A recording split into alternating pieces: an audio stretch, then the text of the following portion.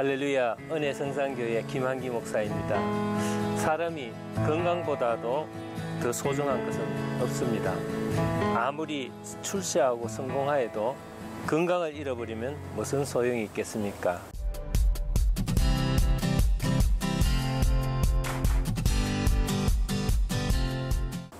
저의 동생 가운데 하나가 소아마비인지라 저희 어머니가 고쳐보겠다고 키가 156cm의 작은 키입니다. 그리고 몸무게는 48kg밖에 되지 않는 작은 체구의 어머니께서 그 무거운 동생을 등에 업고 고등학교 졸업할 때까지 그 동생을 보살피고 치유해보겠다고 전국 방방곳곳을 돌아다니는 애타는 모습을 본 적이 있습니다. 그러나 어머니는 한계를 느끼고 동생을 위해서 기도밖에 할 것이 없다면서 늘 하나님 앞에 눈물을 흘리며 기도하는 것을 보았습니다. 기도한 결과 동생은 장애자임에도 불구하고 불평, 불만 한마디 하지 않고 지금까지도 정말 성실하게 잘 살고 있는 것은 비록 병은 고치지는 못했지만은 어머니의 기도와 사랑으로 잘 성장했기 때문이라고 생각합니다. 오늘 본문 말씀은 12년간 혈류증으로 고생하던 한 여인이 예수님의 옷자락을 만지고 고침받았다는 것이 본문의 내용입니다.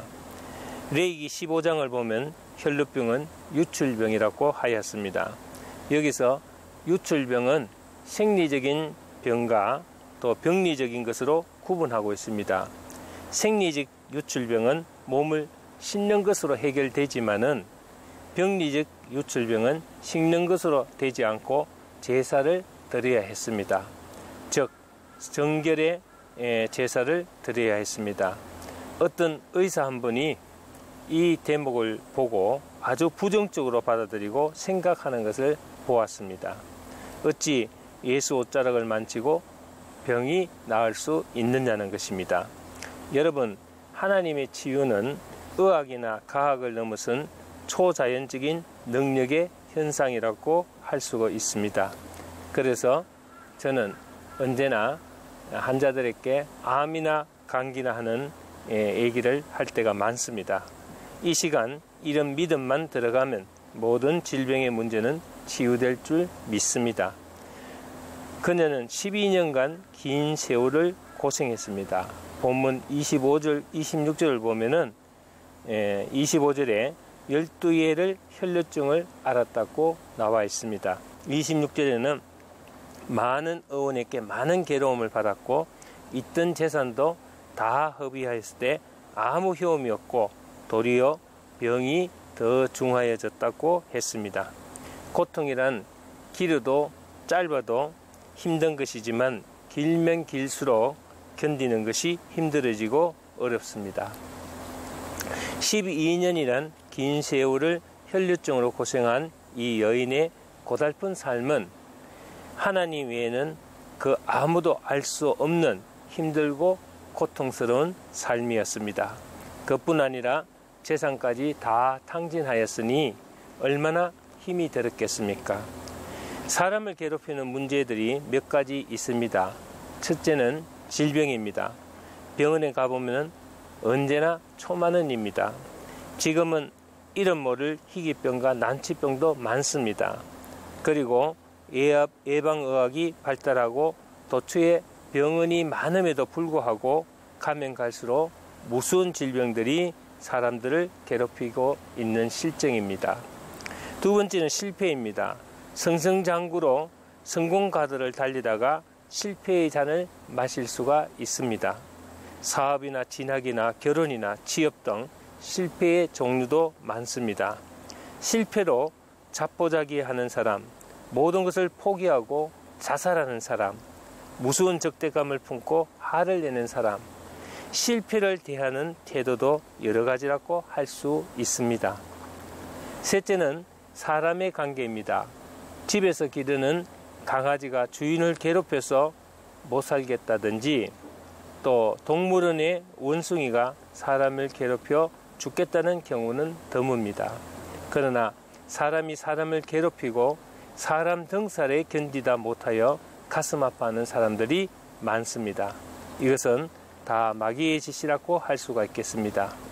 미워하고 시기하고 서로 원망하고 걷기야 사랑하는 부부관계도 깨어지게 하는 마귀의 전략에 넘어가서는 안 됩니다. 주 안에서 서로 위로하고 사랑하고 도와주는 아름다운 삶이 하나님이 원하시는 삶이라고 할 수가 있겠습니다.